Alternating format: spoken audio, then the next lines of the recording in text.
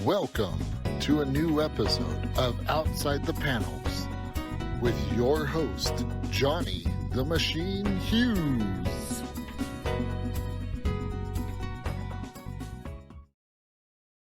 Welcome everyone to another episode of Outside the Panels. I am your host, Johnny the Machine Hughes, and this time around, we are well outside the panels. In fact, there's no bloody panels to speak of at all. We are talking to a new author, Willow Woods, about her new books. Willow, thank you so much for spending the time. Really do appreciate it. Thank you for inviting me. You're more than welcome. More than welcome. So let's start at the top and work our way down. All right. Simple question. What got you involved in writing? Simple question, really difficult answer. I mean, it's probably school. We did creative writing less, like in English we did like creative writing. Cool. But I love reading. So I think it's probably reading as well, like just wanting to create my own worlds and the escapism of it. Perfect. Cool. So when you say this, what's your favorite worlds then? When we think of escapism, for me, it's stuff like Star Wars. So I love Tamara Pierce. Her world Tortle it's one of my favorite go-tos. Every time I need to pick me up, I'm straight into those books. Cool. So yeah. I'm not familiar with that author. What sort of stuff do they write? So she does fantasy fiction. I think it was like in the 80s they first came out, so they're kind of like quite the older style, but whoa, check out my not older style. Oh, I'm gonna say, trust me, I know all about I'm not a stranger to the 80s. I don't mean they're old, but yeah, but when you look at foot in it already. It's fine. You're going great, just keep going. I think that there's definitely a difference between fantasy written in like the 80s and the 90s compared to fantasy nowadays. Okay. Her books in general, so the first one I read was In the Hands of the Goddess, which is the second book in a series, but I didn't really my school didn't have the first one. But it's about a woman who wants to be a knight, but women can't be knights, so she switches places with her brother. Very Mulan-like then. Yeah.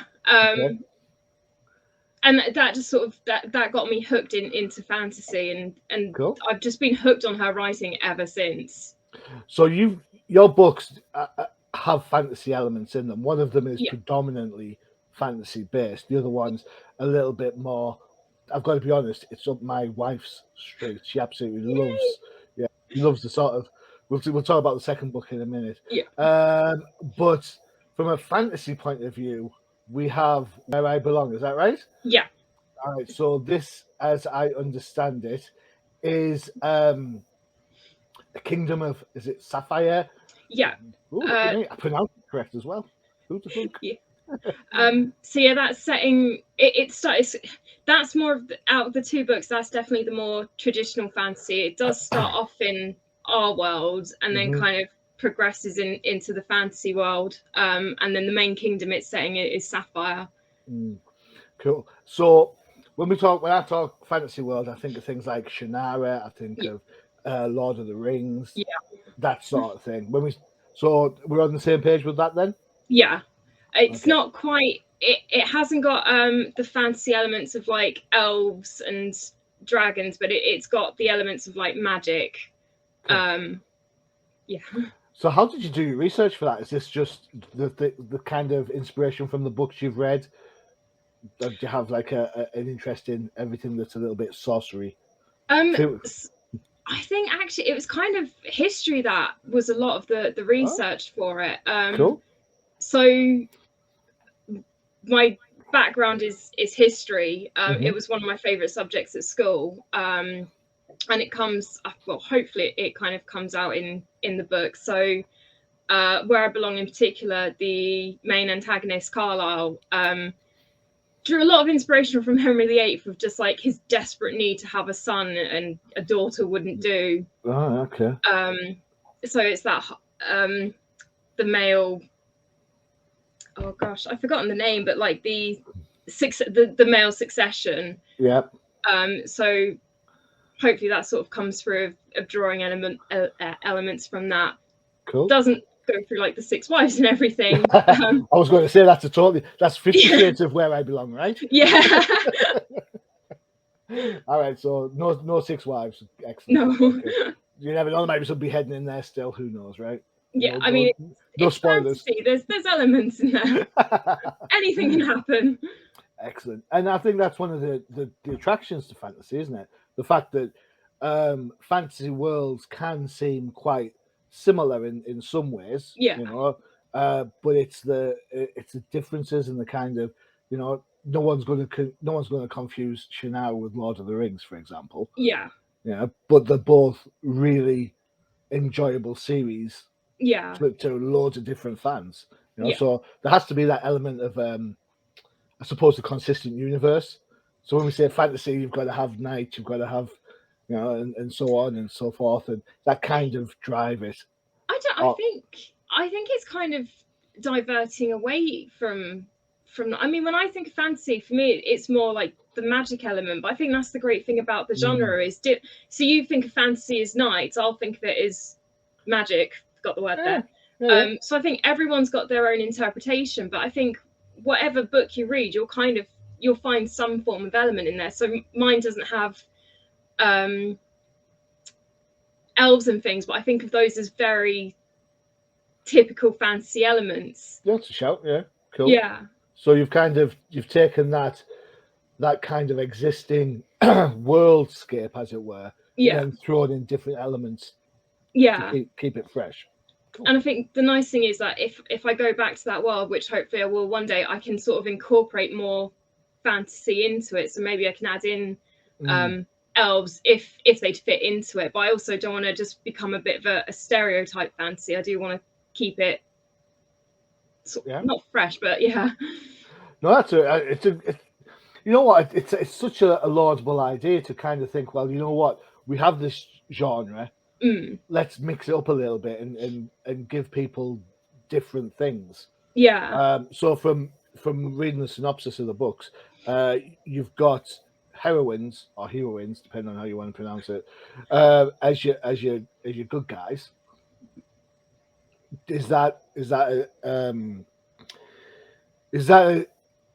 Was that by choice? Was that kind of just write what you know? How did that kind of come about? Or do you think, you know what, there's not enough fantasy female heroes out there, so let's create some? I think it was because I'm female, so I was sort of writing from the perspective I know. And in the second book, The Shadow Courtesan, when the very first draft, it switched between a male and a female point of view, but then I scrapped that because I was like, actually, I just want to focus on the female characters, and just sort of focus on that more. I mean, I think because I've grown up reading, like I said, Tamora Pierce, they're all very strong female characters, so I've always thought I've had that growing up as a background, but I think the more I look at it, maybe there aren't a lot of strong female characters, so hopefully I can sort of contribute to that. But I've always, when I was growing up, I always thought there was, but it's tricky, isn't it? Because I think we get to a point when we read books, I think we kind of go through stages. You know, it's kind of like, so I'm of an age where there's no streaming. So if you like Star Wars, like I like Star Wars, I go to the pictures as a kid, watch it, think, whoa, this is great, fantastic. Then there's nothing for a good 4 years. So then it's a case of you've got to buy books, you've got to buy comics, you've got to buy all the different things to keep you motivated into that sort of like genre. But then from Star Wars comes Arthur C. Clarke, and that whole sort of, you know, you move from soap opera science fiction to like straight up science fiction. And then from there you go to the humor element, and as you go through the stages, you don't fall out of love with the worlds. No, you just change your perspective a little bit. So you know what you think is, you know, when I was a kid, I used to think Darth Vader was the baddest guy on the world. Like, oh my god, he's evil. But now as an adult, I look back and I think, well, you know what? He's failed at everything he tried to do, bar one thing. So he's pretty useless as a bad guy, to be fair. I mean, do you find like as you sort of grow up, you kind of relate more to the bad guys? It's like, well, to be fair to Yeah. I mean, what you got to think about is poor Darth Vader. He's part of the legitimate government. Yeah. It's the rebels that are the bad guys. Also, when you like watch the prequels and things, it's like, well, he didn't start off that way. It's all circumstance. Yeah, damn it. Yeah. So I get that you can enjoy the kind of the new nuances that you kind of throw into the mix. You said something earlier that I was quite interested in. You said that fantasy now is different to fantasy as it was back in the 80s and 90s. Why? How do you think that, or why do you think that? I think just it's not so much the plot lines that are different. I think it's the way things are written now. So I think books in general now, I mean, they're a lot thicker than they used to be. I mean, that was one of the books published in the 80s, and it's nice, like pocket size. I remember, like, when I went to school, I could always fit a book in my blazer. I think if I was at school now, I think I'd struggle to get it in the blazer without ripping the seams. It's on iPads now, isn't it? You don't do. Does anybody buy a book anymore? So I'm guessing I'm actually really old fashioned. Like, I have an e-reader and things, but I love paperbacks. I'm such a paperback person. You are speaking my language. Willow. Speaking my language. I have a Fire, an Amazon Fire thing. Reader, and the only time I use it is when I go on holiday, because it's easier to pack that than it is to pack umpteen books. I can't even do it then. Like, I went away a couple of weeks ago. I did I've joined a history reenactment group. Cool. My biggest dilemma for this weekend of going away for 3 days is, what book do I bring? It's like, I could make it really easy and just pack the Kindle, but I was like, no, I don't want to. I need to somehow fit. And my bag was crammed with all my kit. It was a mission getting something in there. I feel the pain. I spent a night away with my wife to celebrate our wedding anniversary recently, and in amongst like the shirt and the cool clothes and all that, there is a copy of what did I take with me? I took with me a Zatanna graphic novel. Yeah. And I took Batman Hush, which is my go-to when I go anywhere. You know? There it goes in the book. There it goes in the case. Because I'm staying in England, I'm staying in a hotel, I can take it with me. Flying to Mexico with 13 different novels is probably going to take a lot of my weight allowance. So, and you probably won't even read it, but you need it there just in case. Yeah. You never know. I did last time I went to Mexico. I did take a couple of graphic novels with me, just to have there, physically, So I get it. I love books. I'd buy a book, I'd buy a book over an ebook any day of the week. Yeah, I think they're great, and they're definitely I think they're getting people more reading, and I just love my little paperbacks. Can't help it. No, yeah, I like the fact it's something physical. Yeah, it's the smell. Yeah, it's all of it. It's the experience, the first sound of the cover as you open it up. Yeah. Now, are you a spine cracker? No. Oh, so I've got a friend who he sees the slightest crack on his spine, he'll just freak out, and I'm just like, okay.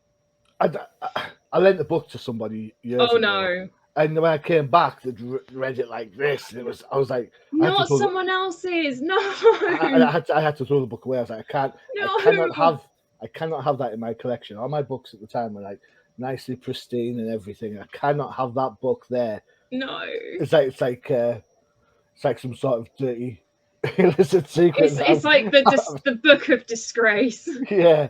It was all right. It was all right. It was a Star Trek thing I read. It was all right. But anyway, by the by, so I'm a comic collector. So if you have friends who are comic collectors, you know how precious we are about keeping things just so. Yeah. Right. Excellent. Okay, we'll take a quick break for one of our other shows before we get into your second book. Are you a comic book fan yourself, Willow? I'm starting to. I've not been before, but I am starting because of this friend. I do read a bit more comics now. What's your poison, comic wise? I really like the Grimm's fairy tales ones. Really? Yeah, I Whoa. love That's them. you know what? That's a conversation that we've got to definitely have. Because Awesome. I'd love to hear your take on the Grim Fairy Tales. I love them so much. All right, okay. Right. Okay, so I don't have an advert for Grim, unfortunately. What do I have? I tell you what, have an advert for one of the things that we all love in our comic books. And you see some lying around here in my room. This is Crisis in the Toyverse. Ooh.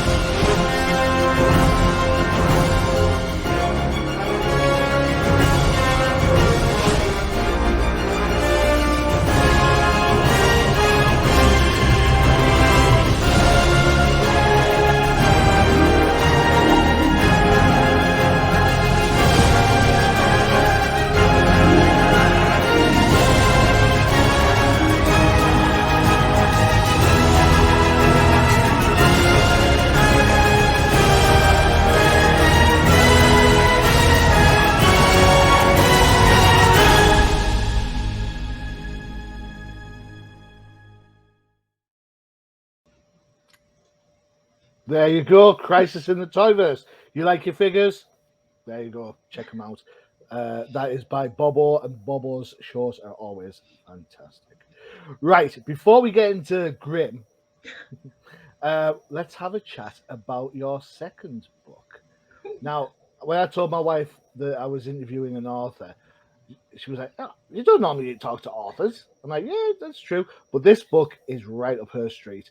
This is the Shadow Courtesan, and she's like, "It sounds posh." It does sound posh, but this is basically a vampire story, right? Yes, yeah, Go on then. vampires. Tell it like it is, because you know what, I like a good vampire story.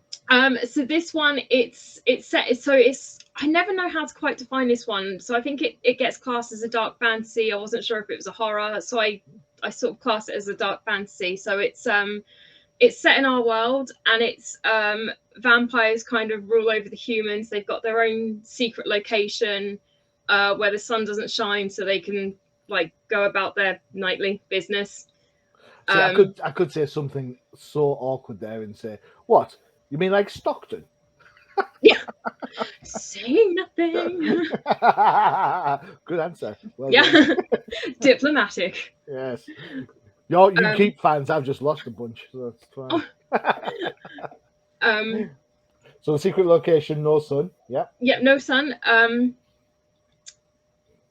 so it starts off in about, I think 1912 is when I start. Like, no, I didn't start it in 1912. Oh, sorry, Right. I've now just unplugged my headset. There we go. Sorry. Sorry.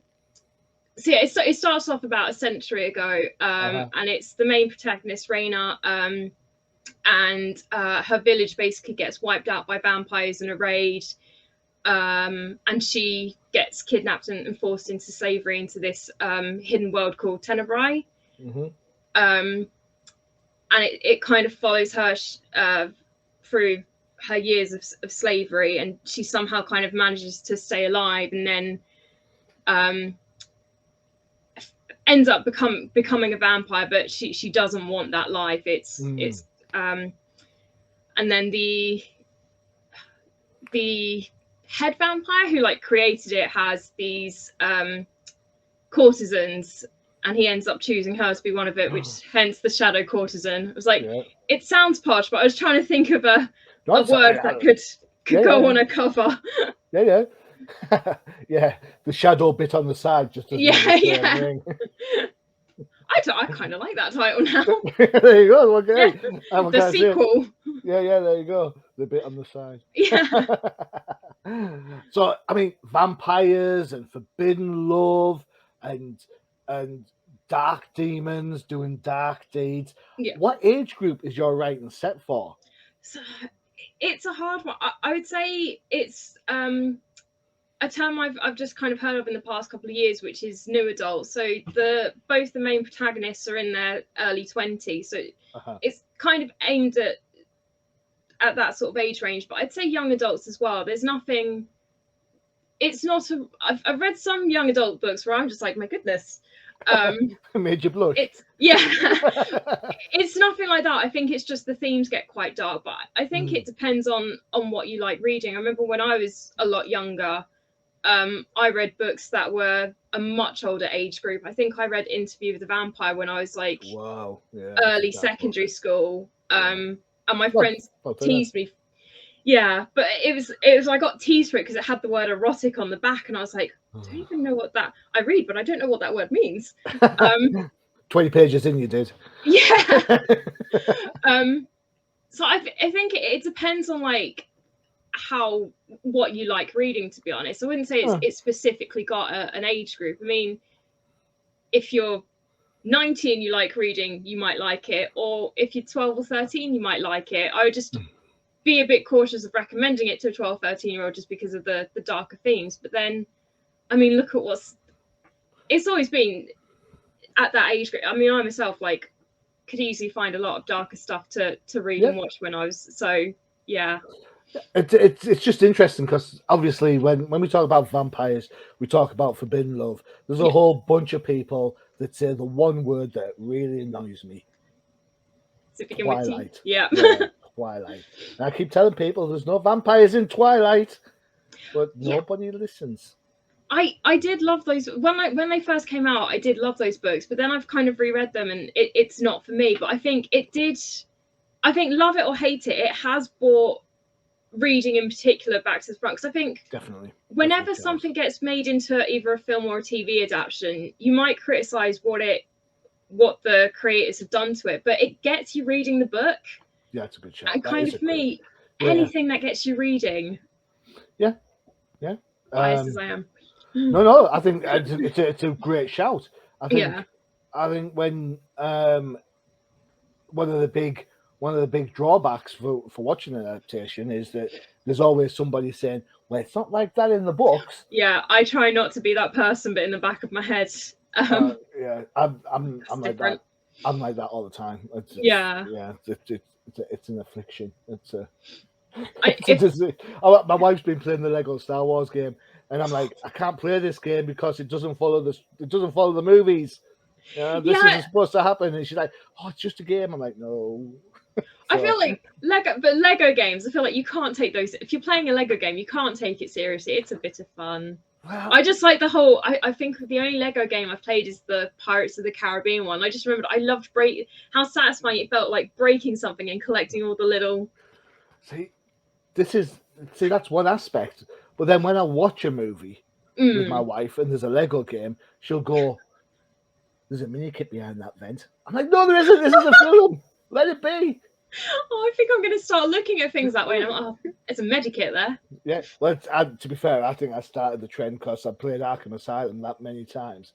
Every time I see an air vent now in real life, I'm like, Riddler trophy behind that one. Just go. Do you want to like try and open that air vent, prize it? Yeah, try and kick it out with my foot and stuff. Yeah, it'd be cool. See a pile of crates, just open it. Yeah, that's perfect. You've played the game too, then. So how do you then? So, from a creative point of view, I have to ask: you've got your fantasy book with its new touches, the magic elements rather than the more traditionalist orc type thing and elves and that sort of thing. And on the other hand, you've got a vampire book, which sounds quite traditional in the fact you've got a creator, you've got a lover, you've got a young girl grown to become a vampire and turned into a vampire. Those seem quite. I'm not going to say stereotypical because that sounds like an insult, and it isn't. It seems quite par for the course, I guess. How do you manage to kind of weave the narrative for those books, because they are quite different? I feel like I'm really bad. I don't plot things out, so I don't plot it out chapter. But I think I just kind of write and just literally go from there. And when I was writing both of these, they ended up. I could tell when I was really into it because they just basically ended up taking my life, like taking over my life. I knew what you meant. Cool. Yeah. Unless you had paper cuts. Yeah. Well, Yeah, because I did use my notebook because I write it out by hand, then I type it up. Wow, that's hardcore. I've got so many notebooks that they're falling apart because they've got the first draft in them, but I can't bring myself to throw them away. Cool. Let me ask you a question then. You've written out the first draft on your notepad. When you sit down to do the physical typing aspect, do you find that you deviate off script? Yeah. As you're typing, think, but I could do this, and yeah, it definitely. And then I'll type it up, and then I'll like write it out again, and then I type it up again. So it goes through like several kind of. It goes through several transformations. I mean, the first drafts are very, very different to what they ended up as. Cool. I think it's what it took me, I think it was about 17, 18 years that I was writing both of these books. So they definitely changed as I got older. Mm-hmm. I mean, Where I Belong, the final draft got written just after my nan died, and my partner read the last draft, and he was like, "You can tell where your nan died when you read this." I was like, "Oh, can you? Oh dear." Really?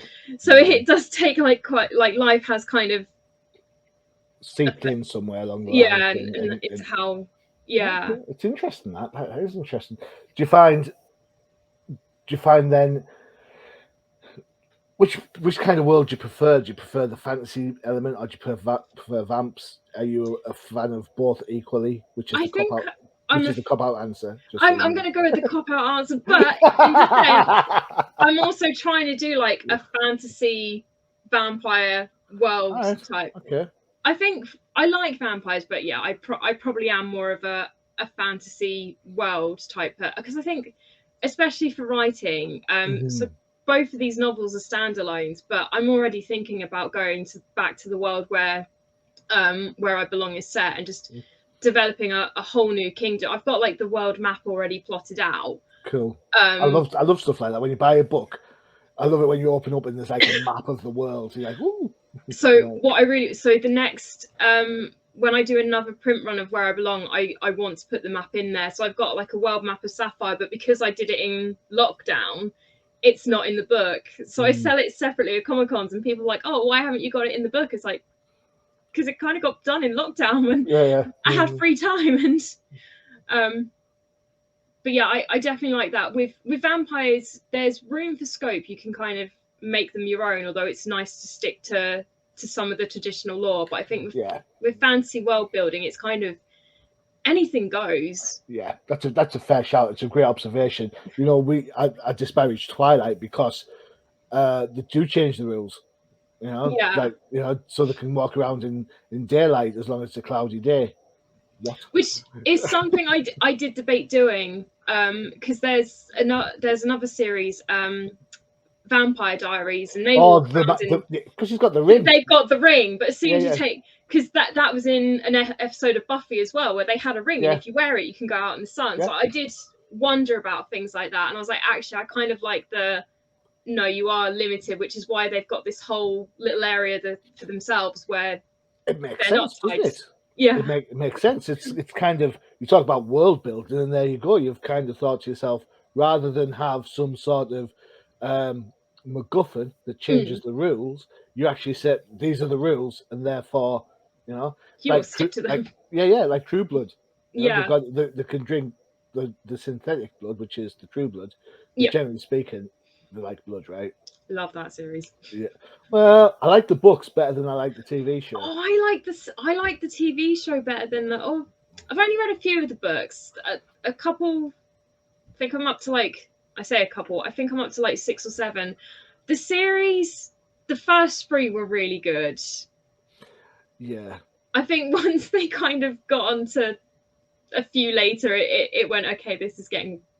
A show about vampires, this is getting weird now, but still love it. I think when Michelle Forbes came in as the love goddess, I was like, right, I'm out. That's it, I'm done. Yeah.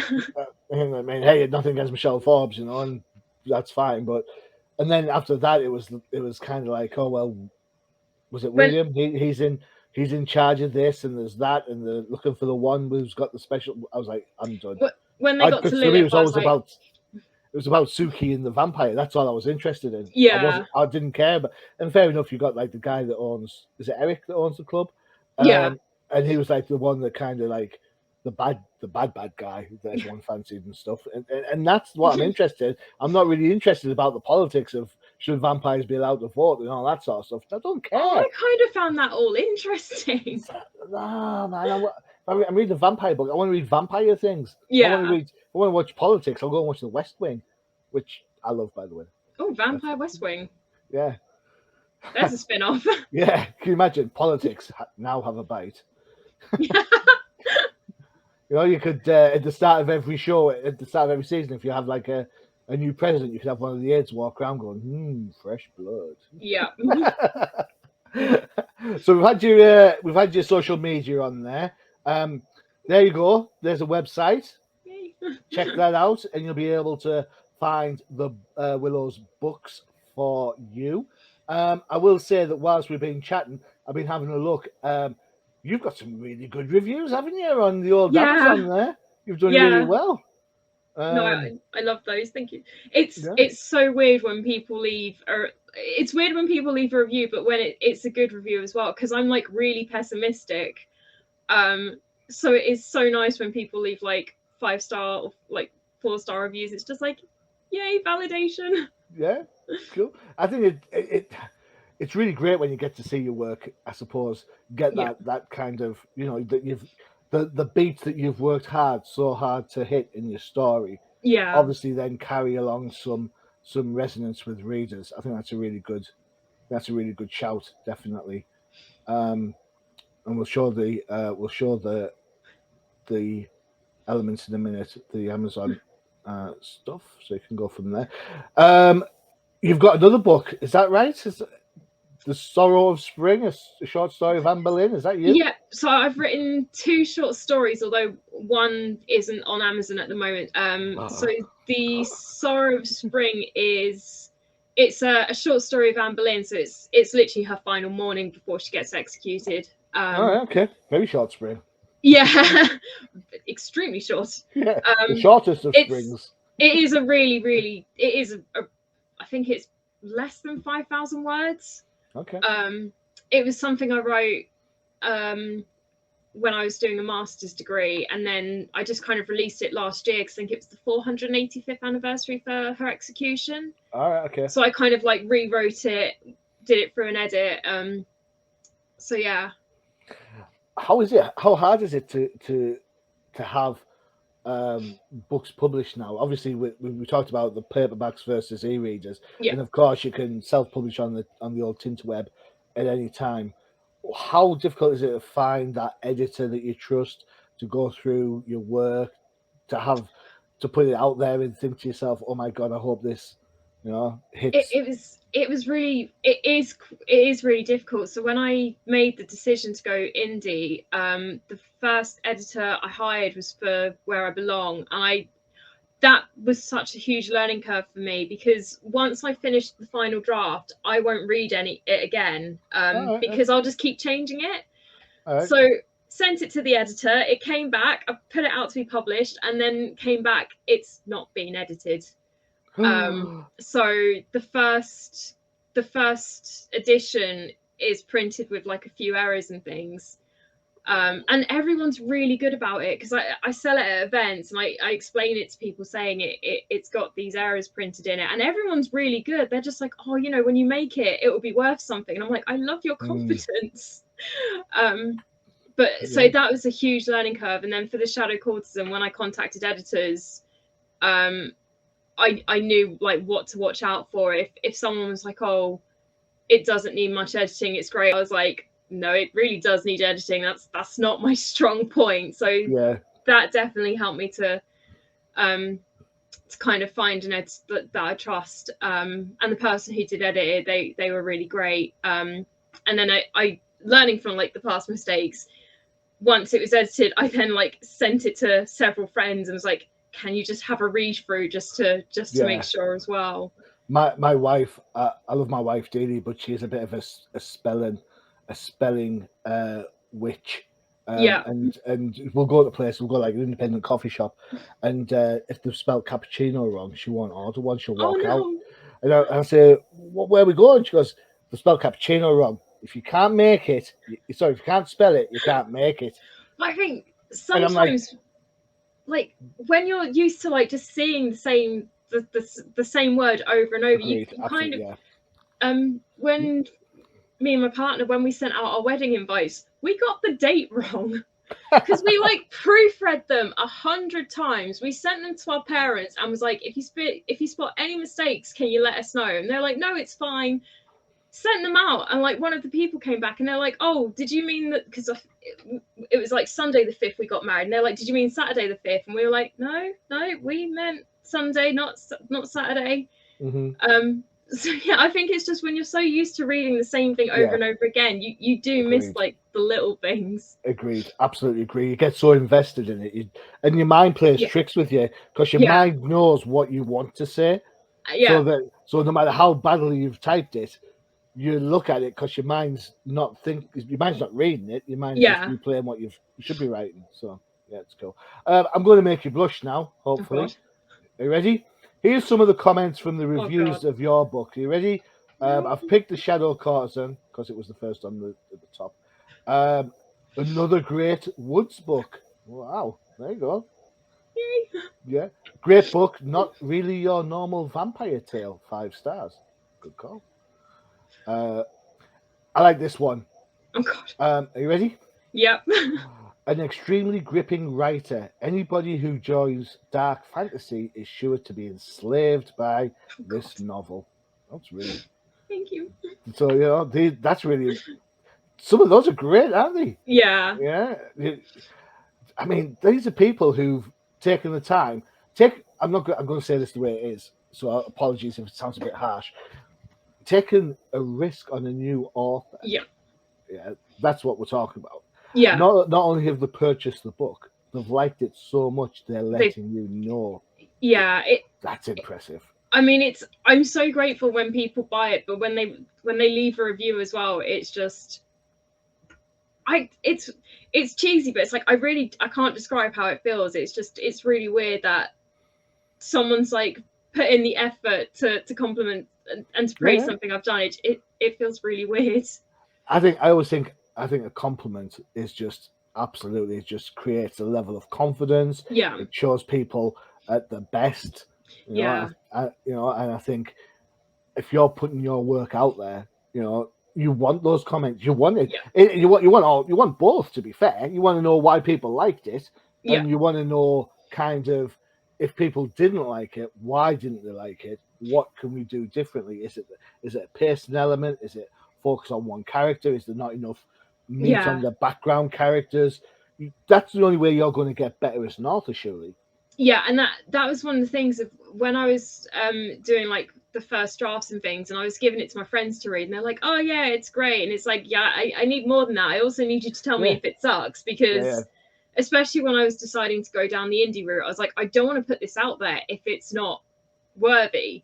But yeah, I mean, I love the 4 and the 5 star reviews, but even like the 1 or 2 stars, it's nice to see what people didn't like, and is it just personal taste, or is it something I can improve on? So even like when people leave reviews, sometimes they kind of like email me and they'll be like, oh, I didn't like it because of this, and it's still really nice. It's really appreciated because it's something that I can take into, like, I can think about in the future of, okay, how can I change this? Yeah, you know what, that's a really great attitude to have, isn't it? It's a healthy attitude when you think, that you're out there and you kind of you want to know about the differences. Let's just have a quick look. Oh dear. Where we belong. Somebody's only gone and rated it a 4 star. Let's see what they say about that one. Intriguing fantasy, 4 star. That's interesting. Excellent book, a must for anyone who loves fantasy. A page turner. Wow, that's pretty much That's what you want. Yeah. To be fair, so Miss A, whoever you are, congratulations, you've just been outed on the show. Her comment was, I absolutely love this book. It's so difficult finding time to read, but I couldn't put this down from start to finish. I can't wait to see more works from this author. Yay. Captive Read, I was so excited to get to the end, it had me hooked. I like this one. Trevor Stubbs, historical fantasy containing strong characters with something to say. And then a last one before you get really, really big headed, I have to move. Impossible to put down even for non-fantasy fans. Awesome. Wow, that's a good review. That's if you don't like fantasy but you'll still like this one, it's yeah. Cool. That's the one, isn't it? I've got the link there, so by all means pause the show. Not when I'm pulling the face, thanks. And you'll be able to go to Amazon to buy your copy. I assume it's in paperback as well as Kindle format. Yeah, cool. Kindle paperback. Cool. I might partake of the Shadow Courtesan for my trip to Mexico. There awesome. We go. Excellent. I'll leave a review. If I can spell review, if I can spell review, my typing socks. Right. Okay. We've had a chit chat. Right. I need to know Grim Fairy Tales. What is it about? These are the books by Zenescope Comics, right? Yes. Yeah. Right. Okay. So Zenescope books, they're a little bit of a guilty pleasure for me. I've got to say, I see quite a lot of them because I review comics for Comic Crusaders. So what is it? I don't think I've ever met I can't put this. A woman that likes Grim Fairy Tales. So what is it? It probably is the artwork. So, I saw them at Comic-Con a couple of years ago, and I was gutted. I saw it, and I was just like, okay, this is it's probably really bad, but I do love like the outfit styles of the characters, and because they are kind of like the stereotypical, like they've sexualized. Cheesecake. It's cheesecake. It's cheese. I don't want to say over sexualized, but you know, it is cheesecake art. It is all about the curves. Yeah? It's not realistic proportions, but the artwork I think is stunning. And I just love the spins the spin they've done on each of the fairy tales. So that's a shout. I was gutted. I saw them at Comic-Con. And I didn't buy. They had like the first, like they had the first omnibus. Yeah. And I didn't buy it, and I can't. So I had to get it's an e copy, and you can't. So I've got the second. I know the second omnibus I've got as the proper print edition, and I love the colors. I love the artwork. The production values on the Zenescope comic are par excellence. They are one of the best companies for just the production values. Yeah, definitely. I haven't gotten that far into it. I'm still at the where it's the book's making its rounds and everyone's seeing that. But I know it kind of develops more into the woman having her own journey. It does. I haven't gotten that far yet, but. You need to have a look at, from the same universe, have a look for Robin Hood. Okay, yeah. That's pretty cool. And I think consistently Van Helsing has been an absolute. It's well written. It's the run for the long haul rather than like short stuff. You know, those are the two that kind of always seem to grab my attention.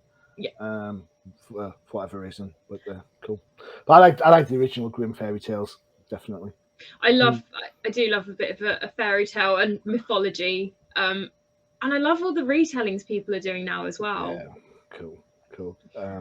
Right, there you go. So we've talked about your two books. We've talked about your Amberlynn book. We've also talked about your love of Grim Fairy Tales. Don't forget. There you go. You can follow Willow on social media with an Instagram account and Twitter. Right, so follow her there for all your updates. There is the website you can go to for more updates about Willow and her books.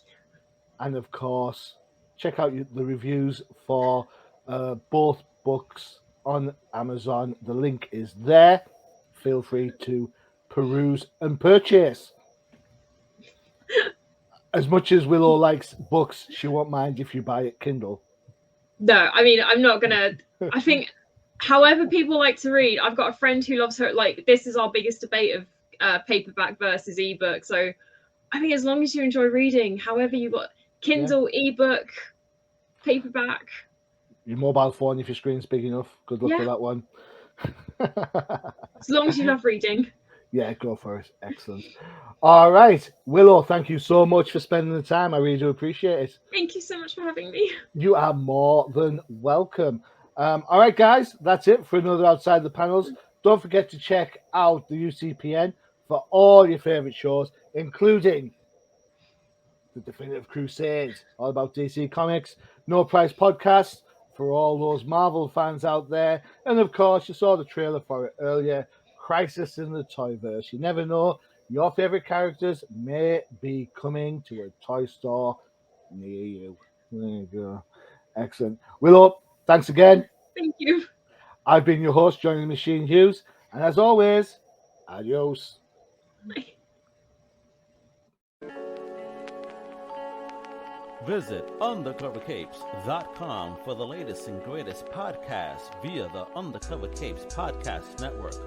Also visit our parent company website, comiccrusaders.com, all about comic pop culture.